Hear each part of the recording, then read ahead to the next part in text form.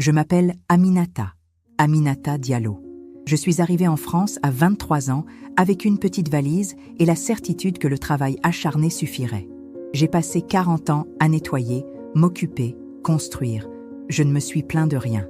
J'ai appris la langue, j'ai appris les coutumes, j'ai appris à sourire, même quand la fatigue brûlait à l'intérieur. J'ai travaillé dans des maisons familiales, dans des cliniques, dans une blanchisserie qui sentait l'eau de Javel du matin au soir. Je n'ai jamais demandé à personne quelque chose que je ne méritais pas. C'est mon histoire. Et ça commence le jour où une femme m'a regardé dans les yeux et m'a dit que je n'avais droit à rien.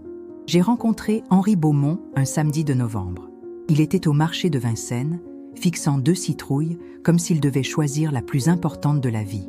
Je suis passée sur le côté, il a trébuché sur son propre sac, les citrouilles sont tombées, je l'ai aidé à les ramasser.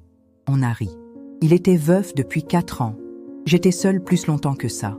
Nous avons dîné le même jour, dans un café près de la place, et nous sommes restés jusqu'à la fermeture. En rentrant chez moi, j'ai réalisé que j'avais oublié d'avoir peur. Dans les 2 années qui suivirent, j'appris qu'Henri était un homme de peu de gestes, de grande fermeté.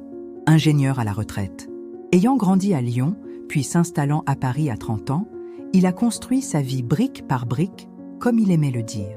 Il possédait une maison à Fontenay-sous-Bois, avec un jardin arrière où se trouvait un vieux manguier qu'il avait planté lorsque sa fille, Isabelle, était enfant.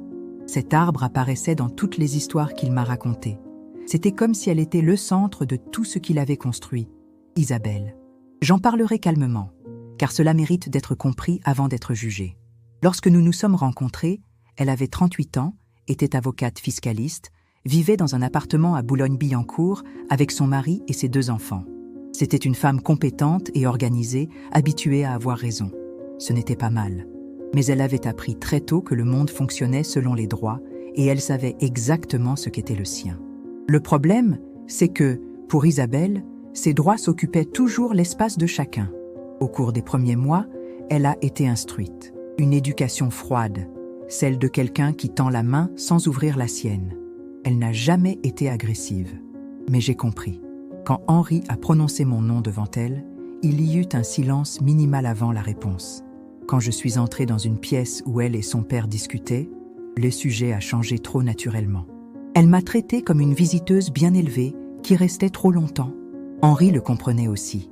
Une fois, après un déjeuner du dimanche où Isabelle a passé tout l'après-midi à parler de l'inventaire des biens de son père comme s'il n'était pas à table, il m'a regardée dans la voiture et a dit « Elle n'est pas mauvaise, Aminata, elle a juste peur. » Je n'ai pas demandé quoi, mais je l'ai gardée. Nous nous sommes mariés un samedi d'avril, 3 ans après cette rencontre au marché. Cérémonie simple, au bureau d'état civil de Vincennes, avec 2 amis comme témoins. Henri voulait quelque chose de plus grand, mais j'ai dit que je préférais ça. La vérité, c'est que je ne voulais pas donner à Isabelle une scène où elle devait sourire devant les caméras. Un petit mariage était un mariage honnête. Isabelle n'y assista pas. Il a envoyé un message disant qu'il avait un rendez-vous urgent avec un client. Henri resta silencieux.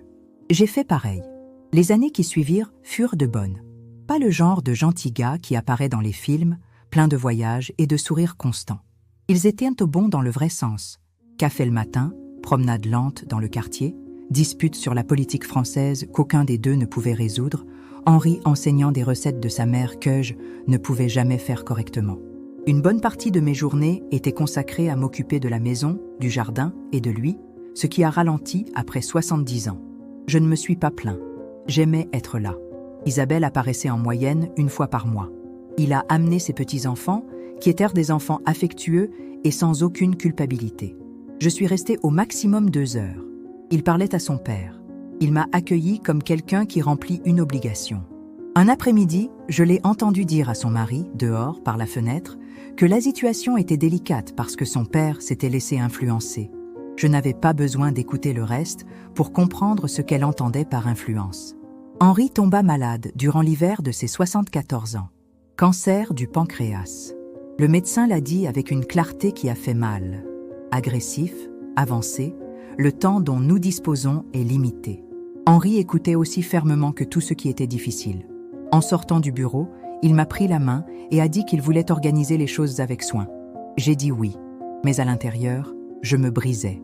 Les mois qui ont suivi ont été les plus intenses de ma vie. Je me suis occupée de lui de toutes mes forces. Médicaments, kinésithérapie, nourriture, nuit blanche. Nous n'avons pas embauché d'aidant parce qu'Henri ne voulait pas d'inconnus et je n'avais pas besoin d'aide pour faire ce qu'il fallait. Isabelle apparut plus souvent. Je suis restée plus longtemps. J'ai regardé. J'ai vu dans ses yeux une comptabilité que je ne pouvais pas nommer correctement, mais que je ressentais. C'est pendant cette période qu'Henri m'a appelé un mardi après-midi. C'était mars. Le jardin commençait à changer et il était assis dans le fauteuil du salon avec une expression que je n'avais jamais vue chez lui. Trop sérieux. Il a dit « Aminata, assieds-toi. Il y a quelque chose que je dois te dire et que je veux que tu comprennes bien. » Il avait rédigé un nouveau testament avec son avocat, un homme de confiance nommé Maître Renard. Ce n'était pas un testament qui excluait Isabelle. Il me l'a expliqué avec soin. Mais j'ai garanti que la maison serait à moi, tant que je vivrais. Qu'il y avait une part du patrimoine qui m'était destinée pour tout ce que j'avais fait, pour tout ce que nous avions construit ensemble. Il a dit qu'il ne faisait pas confiance à Isabelle pour respecter cela sans un document solide. Il a dit qu'elle était sa fille et qu'il l'aimait, mais qu'il connaissait très bien son fonctionnement en matière d'intérêt. Puis il m'a dit ce qu'il avait pensé. Il craignait que tout document conservé à la maison ne soit trouvé à l'avance. Il craignait que l'avocat ne subisse des pressions. Il avait peur, au fond de lui, que sa fille trouve un moyen de faire disparaître les choses. C'était une peur qu'il n'a jamais exprimée à voix haute à personne d'autre, j'en suis sûre. Mais il m'a fait confiance d'une manière qui transcendait les rôles. C'est pourquoi il m'a proposé quelque chose qui, au début, m'a semblé venir d'une autre époque, presque improbable. Une boîte en métal, scellée, avec le testament original, des lettres manuscrites de sa part, détaillant tout, et une clé USB avec une vidéo qu'il avait enregistrée seul un après-midi, expliquant ses intentions avec la clarté que lui seul possédait. La boîte serait protégée de l'humidité avec un matériau spécifique qu'il connaissait depuis son travail en génie civil. Et il serait enterré dans le jardin, à côté du tuyau. Je l'ai regardé un instant sans pouvoir dire quoi que ce soit. Puis je lui ai demandé s'il était sûr. Il répondit oui, d'une voix basse qui ne laissait aucun doute. Il a dit que cet arbre avait vu toute sa vie et qu'il était logique qu'il garde aussi son extrémité. Nous avons enterré la boîte un jeudi soir, alors qu'il pleuvait un peu. Henri était faible, mais insistait pour participer. Je me suis plantée, il se tenait sur le côté, appuyé sur la poignée d'une vieille pelle. Quand la boîte a disparu sous terre et que j'ai refermé le trou, il est resté silencieux un moment en regardant cet endroit. Puis j'ai dit « Maintenant je peux me reposer plus paisiblement ». Henri mourut 6 semaines plus tard, un samedi matin, aussi calme qu'il avait vécu. J'étais à côté. Je lui ai tenu la main jusqu'à la fin. Ce qui suivit fut immédiat et froid. Isabelle est arrivée 2 jours après les funérailles avec son mari et un avocat que Jen n'avait jamais vu. Ce n'était pas Maître Renard. Il en était un autre, plus jeune, avec un dossier plein de papiers et un moyen d'entrer dans la pièce comme s'il savait déjà ce qu'il allait trouver. Isabelle était vêtue de noir, avec le sang-froid de quelqu'un qui organise chaque détail de sa propre présence. Elle m'a salué d'un baiser sur la joue qui n'a en fait pas eu lieu, le genre de geste qui imite l'affection sans rien ressentir. Nous étions assis dans le salon. L'avocat ouvrit la mallette. Et Isabelle commença à parler. Elle a dit que selon la loi française de succession, puisque je n'avais pas d'enfant avec Henri, l'héritage principal appartenait aux descendants directs. Il a dit que le régime matrimonial que nous avions choisi, la communauté de biens, ne couvrait pas les biens d'avant le mariage, y compris la maison de Fontenay-sous-Bois, qu'Henri avait acheté avant notre rencontre. Elle a dit qu'il existait un testament, oui, fait il y a des années avant notre mariage, qu'elle avait localisé et qui lui destinait exclusivement la maison. Il a dit tout cela avec la voix de quelqu'un qui explique une facture de supermarché. Puis il m'a regardée et a dit « Aminata, tu as passé de très bonnes années ici. Mon père t'aimait bien, je ne l'ai jamais nié. Mais cela ne vous donne pas le droit à ce qui appartient à la famille. Tu devrais être reconnaissant d'avoir eu un toit au-dessus de ta tête à cette époque. » La pièce devint silencieuse après cela. Je n'ai pas élevé la voix. Je n'ai pas pleuré. Je l'ai regardé un instant, puis j'ai regardé par la fenêtre, vers le jardin. Le manguier était là, silencieux comme toujours, les feuilles bougeant un peu dans le vent de mars.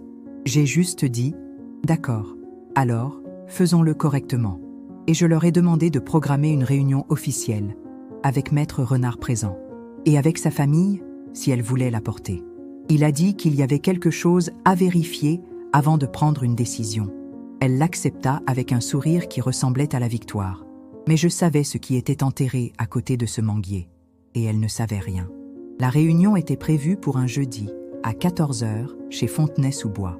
Isabelle a choisi le jour et l'heure avec la naturalité de quelqu'un qui considère déjà sa place. Elle arriva avec son mari, Sébastien, un homme discret qui parlait rarement en présence de sa femme. J'ai aussi amené le nouvel avocat, le soi-disant maître Clément et la sœur cadette d'Henri, une femme nommée Geneviève qui vivait à Bordeaux et que j'avais vue quelques fois dans ma vie. Geneviève n'était pas proche de son frère, mais Isabelle l'avait invitée, je m'en suis rendu compte plus tard, pour donner plus de poids à son camp, plus de famille, plus de légitimité. Maître Renard est arrivé juste après moi. C'était un homme d'une 60aine d'années, aux cheveux blancs, aux lunettes à monture épaisse, le genre de personne qui fait tout avec un calme, qui n'est pas de l'indifférence, mais de la précision. Il m'a salué d'une poignée de main ferme et m'a dit d'une voix basse qu'il était prêt. J'ai dit que je savais. Nous nous sommes assis autour de la grande table de la salle à manger. La table où Henri et moi avions mangé des centaines de fois, où les petits-enfants faisaient un désordre avec la serviette le dimanche, où il m'avait dit, un soir d'été, qu'il était vraiment tombé amoureux pour la première fois en me voyant aider à ramasser ses citrouilles ridicules au marché. Isabelle ouvrit la réunion comme si elle était la conductrice du processus. Il a remercié tout le monde pour leur présence, a déclaré que la situation était délicate mais nécessaire et que l'objectif était de garantir que l'inventaire soit effectué de manière juste et transparente. Il a utilisé le mot « transparent » 3 fois dans les 2 premières minutes. Puis, elle lui remit une copie du document que son avocat lui avait apporté la semaine précédente, l'Ancien Testament, celui qui excluait toute mention de notre mariage. Maître Clément expliquait les points froids avec la fluidité de quelqu'un qui a bien répété. Régime matrimonial, biens avant le mariage, droit à l'héritage par ligne directe. Geneviève acquiesçait à certains moments, le genre d'accord de quelqu'un qui ne comprend pas tout à fait, mais veut paraître aligné. Sébastien regarda la table. J'écoutais tout sans interrompre. Quand Maître Clément eut terminé, Isabelle me regarda avec cette expression qu'elle avait perfectionnée au fil des années. Ce n'était pas de la cruauté ouverte. C'était une sorte de patience condescendante, comme celle de quelqu'un qui explique quelque chose d'évident à un enfant têtu. Elle a dit « Aminata, je sais que c'est difficile, mais il faut comprendre que la loi est claire et que ce que mon père voulait vraiment est consigné dans ce document. » J'ai dit « C'est possible. Mais il y a un autre document. » Elle fronça les sourcils avec une rapidité qu'elle ne pouvait se contrôler. Puis, il reprit contenance et dit « Quel document ?» J'ai dit « Ce que ton père a laissé, ce qu'il voulait garder jusqu'au bon moment. J'aimerais que tout le monde aille dans le jardin avec moi. » Un silence dura quelques secondes. Maître Clément regarda Isabelle. Elle m'a regardé. Maître Renard resta immobile, les mains sur la table, attendant. Isabelle a dit qu'elle ne comprenait pas ce que le jardin avait à voir avec quelque chose de cool. J'ai juste dit « Allez comprendre ». Je me suis levée et suis allée vers la porte arrière. J'ai entendu les chaises bouger derrière moi. Ils y sont allés. Le jardin d'Henri était simple et bien entretenu. De l'herbe coupée, quelques plantes en pot que j'avais placées au fil des ans, le banc en bois où il aimait s'asseoir en fin d'après-midi. Et en arrière-plan, près du mur, le manguier, vieux, épais, avec la peau marquée par le temps. Elle était là depuis avant la naissance d'Isabelle. Henri m'avait dit que son père l'avait planté quand ils ont acheté la maison dans les années 70. Je me suis approchée de la base de l'arbre. Sur le côté gauche, là où la racine s'incurve hors de la terre, il y avait un endroit précis que je connaissais de mémoire. Je suis allée dans la petite cabane dans un coin du jardin, j'ai ramassé la pelle qui était appuyée contre le mur, puis je suis revenue. Isabelle dit « Qu'est-ce que tu fais ?» J'ai dit « Ce que ton père m'a demandé de faire au bon moment. » J'ai commencé à creuser. Le terrain était humide à cause de la pluie de la semaine précédente, ce qui facilitait le travail. J'ai creusé avec précaution, sans hâte. J'ai senti tous les regards braqués sur moi. Isabelle resta immobile, les bras croisés, avec une expression mêlant irritation et quelque chose qui n'était pas encore de la peur, mais qui se rapprochait déjà. Après environ 40 centimètres, la pelle heurta du métal. Je me suis arrêtée. Je me suis penchée. J'ai nettoyé la terre avec mes mains. La boîte métallique était là, exactement là où nous l'avions laissée cette nuit de mars, avec la pluie légère tombant et Henri appuyé sur la poignée de la vieille pelle. Maître Renard s'approcha lentement et s'accroupit à côté de moi. Il regarda la boîte un instant. Ensuite, il m'a aidé à la sortir de la terre. La boîte était intacte. Le seau qu'Henri avait posé, un système de scellement qu'il avait lui-même assemblé avec des connaissances techniques que je n'avais pas, était parfait. Aucune humidité n'était entrée. Il avait tout prévu. Je me suis levée et j'ai regardé Isabelle. Elle regardait la boîte avec une expression que je n'avais jamais vue chez elle auparavant. Ce n'était pas de la colère. C'était une sorte de reconnaissance que quelque chose avait changé et qu'elle ne pouvait toujours pas mesurer exactement quoi. Geneviève dit à voix basse, « Qu'est-ce que c'est ?» J'ai dit, « C'est ce que ton frère voulait que tu vois. » Nous sommes retournés au salon. Maître Renard posa la boîte sur la table. J'avais la clé, une petite clé qu'Henri m'avait donnée cette nuit-là et que j'avais gardée dans une enveloppe dans mon sac de documents pendant des mois, attendant précisément ce moment. J'ai ouvert la boîte. À l'intérieur, 3 objets soigneusement séparés. Une grande enveloppe scellée avec la signature d'Henri à l'extérieur. Une lettre manuscrite, pliée, également avec son nom écrit sur le devant. Et un petit clé de stylo noir avec une étiquette collée à l'endroit où c'était écrit de la main d'Henri, à reproduire en présence de tous. Maître Renard prit l'enveloppe à 2 mains. Il le confirma. Il a dit d'une voix calme quelle enveloppe contenait la signature d'Henri Beaumont et le tampon de son propre bureau, reconnaissant l'authenticité du document. Il a déclaré avoir participé à la préparation de ce testament et qu'il pouvait confirmer qu'il s'agissait du document le plus récent, daté de 8 mois avant la mort d'Henri, remplaçant toute version antérieure. Isabelle a dit « C'est impossible ». Maître Renard a dit « Ce n'est pas le cas.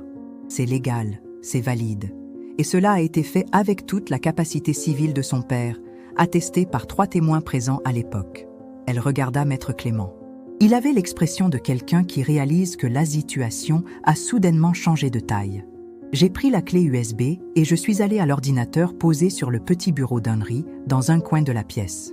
Il était toujours là. Un vieux carnet que j'avais gardé chargé pendant quelques mois sans savoir exactement pourquoi, par instinct peut-être ou par respect. J'ai connecté la clé USB.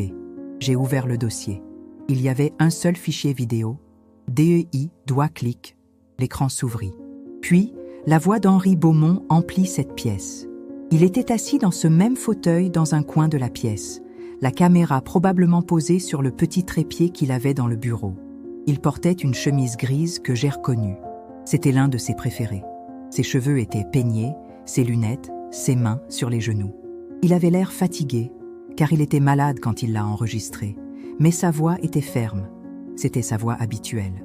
Il a dit son nom, la date, l'adresse. Il a dit qu'il était dans un état mental complet et qu'il voulait enregistrer, en vidéo et par écrit, ses intentions sans équivoque. Puis, il a prononcé le nom d'Isabelle. Il a dit qu'il l'aimait, qu'elle avait été une fille dévouée et qu'il était fier de ce qu'elle avait construit dans sa vie. Mais que, ces dernières années, il avait remarqué Je m'appelle chez elle une Aminata, tendance et qui l'histoire l'inquiétait, que je vais vous raconter celle de est traiter celle le d'un bien de homme la bon, famille Henri, comme quelque et chose du message qui lui qu'il a laissé appartenait derrière d'avance. lui. Même avant Un message toute qui a décision. tout changé. Il a dit qu'il avait Imaginez essayé d'en la parler scène. avec elle plus d'une Nous fois sommes dans le et que salon les d'Henri, conversations n'avaient quelques jours jamais après son abouti départ. à un bon point. Sa fille, Puis, il Isabelle, prononça son le nom mari d'Aminata. et leurs avocats sont Il là. a dit que j'étais Ils arrivé sont dans venus sa pour vie régler la alors qu'il succession. n'attendait plus rien de nouveau. Isabelle a Que j'avais toujours pris agi soin de comme lui si avec tout une lui revenait de générosité droit. qu'il ne pouvait pas mesurer Elle a même en argent. apporté un vieux Mais ce testament, qu'il avait essayé de un document reconnaître qui du me mieux laissait, qu'il pouvait.